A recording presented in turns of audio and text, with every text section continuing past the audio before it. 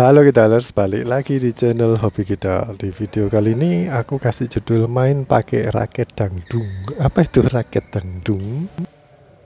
Kalau kalian ngikutin channel ini, aku baru-baru ini kan raketnya patah, terus nggak mau beli yang mahal-mahal. Kebetulan ada raket merek Wish, yaitu raketnya yang biasa dijual di Gramedia. Itu aku pilih yang katanya sih 9U, tapi aku rasa kalau lihat speknya, kalau ditimbang kira-kira 6U ya, bukan 9U. Jadi merek raketnya itu Wish ya, raket Wish. Tulisannya itu WISH, karena kalau kita lihat di Google ada yang modelnya mirip-mirip dan speknya mirip juga, tapi mereknya WHIZZ, Wish juga, bacanya juga Wish, tapi beda cara penulisan. Nah, kalau sebelum aku beli kan lihat-lihat reviewnya orang, terus ada yang diskusi itu lihat apa, dia tanya berapa tarian senarnya, karena dari pabriknya udah ada senarnya, terus ditarik berapa kita kan nggak tahu.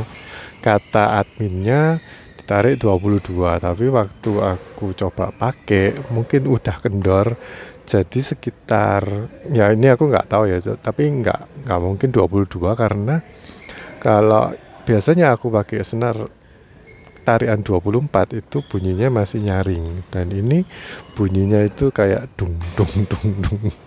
Makanya aku kasih judul main pakai raket dangdung. Nah ini aku nggak berani review dulu raketnya, karena memang senarnya kayak gitu, tariannya juga kayak gitu. Tapi yang aku rasakan ya, kalau kita pakai senar yang kendor, kalau umumnya ya pemain yang sekarang itu minimal 24 lah kalau main, walaupun pemula itu coba main di 22-24, jangan terlalu rendah. Tempo hari ada yang main di sini, saking nggak aku videoin ya, itu pemula banget, temennya dari Farel kalau nggak salah, itu kentara banget kalau senarnya itu kendor banget gitu. Jadi kalau buat mukul itu bunyinya kayak balon bung. Kalau kalian waktu kecil mungkin pernah dapat balon dari mungkin McD atau mana itu ya, terus kalian pukul itu kan bunyi kayak dung dung, nah kayak gitu itu senarnya. Tapi yang aku pakai ini itu tariannya lebih tinggi daripada raketnya temen yang itu. Ya pokoknya kalau senarnya kendor tuh kalian udah bisa ngira-ngira lah bunyinya itu kayak apa. Mungkin di video ini nggak terlalu jelas ya bunyinya, tapi di sini aku ingin bahas mengenai kelebihan dan kekurangan dari senar yang tariannya nggak tinggi, yang lebih rendah dari 24 lbs. Sebelumnya aku mau jelasin dulu, apakah memang pemula itu harusnya pakai senar yang tariannya rendah, terus harus pakai yang raketnya headlight. Nah ini tergantung preferensi orangnya juga, tapi menurutku enggak juga. Kalau kita itu powernya kurang, ya perbaikilah teknik, jangan powernya kurang terus ngalahin senarnya dikendorin. Nah itu menurutku salah kaprah ya. Jadi mending kalian tuh tarik 22 minimal sampai 24 untuk pemula. Jadi biar kalian tuh bisa belajar seberapa keras kalian mukul, terus powernya itu harus seberapa, biar ngelatih otot juga kan. Misalkan nggak keras, ya berarti kalian perlu tambahin latihan buat mukul supaya keras. Jangan males latihan terus dikasih raket yang kayak mau ngejar smash keras, terus dikasih raket yang head heavy. Nah, nyemesnya aja yang keras, tapi nanti pukulan lainnya nggak bisa atau di smash mati. Nah itu mungkin buat pertimbangan juga ya. Nah, untuk kelebihan dan kekurangannya, kalau kelebihan yaitu tadi ada bola-bola yang kalau pemula mungkin tekniknya masih belum banyak yang bisa, belum menguasai, cukup cuman di blok aja itu bisa mantul lebih kenceng. Ya, resikonya kalau kalian mukul netting tipis itu nanti jadi nanggung karena terlalu mantul.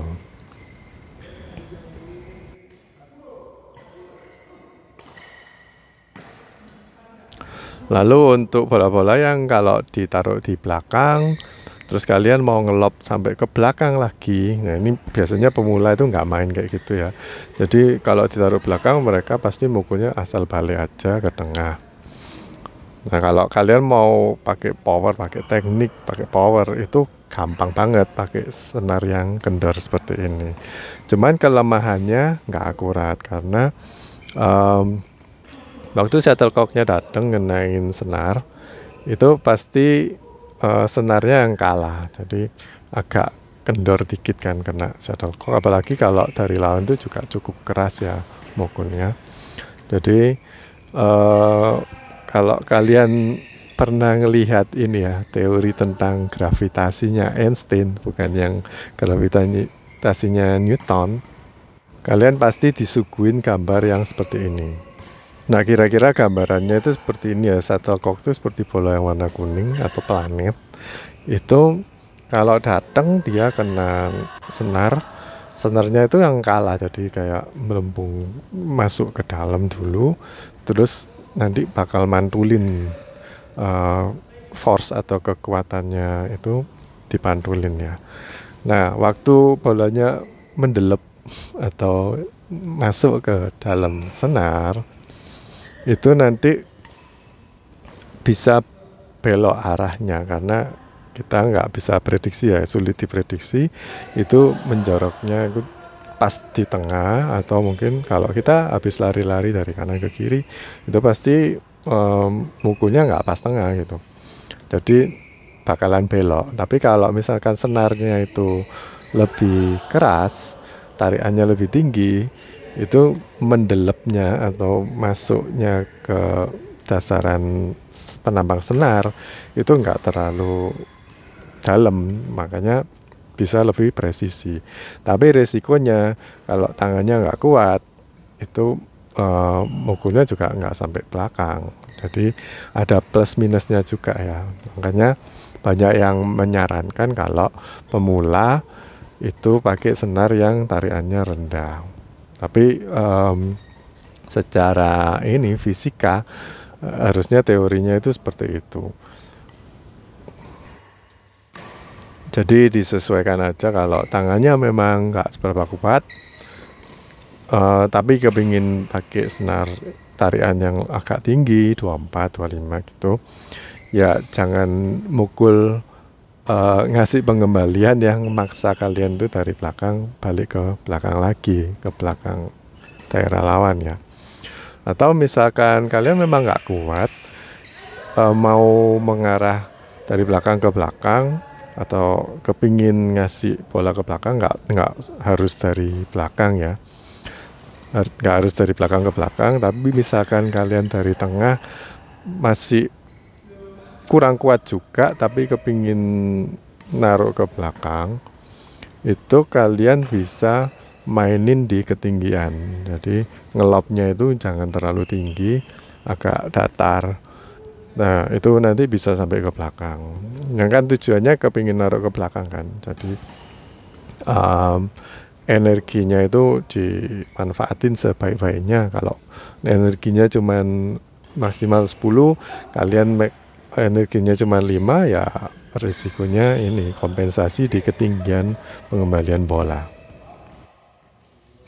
Nah kalau kalian bukan pemula terus disodorin raket yang seperti ini, raket yang dung, raket yang kendor, itu anggaplah kalau kalian tuh waktu main terus senarnya putus tapi nggak ganti raket kayak atlet ya, lari-lari terus ngambil raket baru gitu. Kalau kalian maksa untuk tetap pakai senar yang putus, itu jangan maksa nyemes-nyemes. Jadi mainnya langsung cuman flashing aja, karena ya senarnya putus ya, itu pasti kendor banget. Nah begitu juga kalau kita main pakai ini ya, senar yang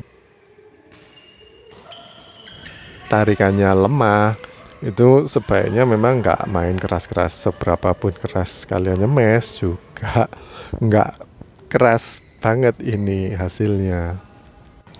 Nah mungkin analoginya itu seperti ini ya, smash yang keras itu karena raketnya atau karena senarnya atau apa. Tapi ada, kalau aku lihat itu, misalkan kita itu kepingin ngerusakin sesuatu ya, misalkan ada kardus gitu, kalian pingin rusak, itu kalian pakai barbel misalkan atau dumbbell aja yang 1 kilo ya, itu kalian lempar ke kardus itu. Ini kan energi yang harus dikeluarkan itu 1 kilo kan, ya 1 kilo lebih lah kalau ngitung ada hambatan dan segala macam ya. Itu kalian lempar seperti itu, nanti kardusnya kan punya berdampak rusak. Nah, dampaknya itu karena bahan yang buat ngerusaknya ini lumayan gede, tambah 1 kilo kan lumayan gede ya, itu nanti rusaknya penyok gede, tapi hasilnya kan rusak. Terus bandingin sama kalau kalian tuh megang pistol, isinya peluru, itu kalian mau ngerusak kardus atau mungkin bukan kardus atau gelas gitu ya, itu kalian tembak kan enteng banget ya, tapi damage-nya atau rusaknya itu sama kayak kalian ngelempar dumbbell. Jadi untuk membuat efek smash yang keras itu bisa ada 2 macam. Yang pertama, kalian perlu power yang gede, atau yang kedua, kalian mentingin speed yang gede tapi ininya kecil, untuk kayak pelurunya itu kecil, walaupun mungkin damage-nya itu kalau diukur nggak sama, tapi sama-sama membuat damage. Yang penting itu kan smash-nya itu berdampak, bisa dapetin poin. Jadi mau pakai pukulan yang keras banget atau pukulan yang nggak keras tapi cepat, ini sama-sama menghasilkan poin. Jadi kalau memang kalian punyanya alat yang ini ya, raketnya enteng, headlight, terus by the way ini raketku walaupun 6U tapi head heavy ya. Kalau kalian raketnya headlight, terus senarnya nggak kencang, kepingin nyemes yang berdampak, itu kalian harus lebih presisi dan mukulnya dengan teknik yang lebih cepat. Caranya teknik lebih cepat gimana ya? Ini tangannya itu dibuat udah ready dulu kayak orang mau manah ya. Kalau kalian lihat atlet panahan itu tangannya yang megang raket dibawa sampai bikin sudut gitu. Terus waktu bolanya mau datang itu kalian putar langsung, sikunya itu hadapin ke depan, terus langsung muter, mukul kayak orang mecut gitu. Jadi cepet dus. Nah itu nanti damage-nya lumayan keras dan lebih akurat. Tapi kalau kalian pakai cara yang kedua, yaitu mukul sekeras mungkin biar powernya itu dapat lebih kenceng juga sih kalau ditambahin power. Tapi biasanya kalau kita mukulnya keras itu nggak akurat, terus pokoknya keras gitu. Terus kalau lawannya bisa mengembalikan bola, kalian nggak bisa kemana-mana, soalnya udah full power diarahin ke depan semua.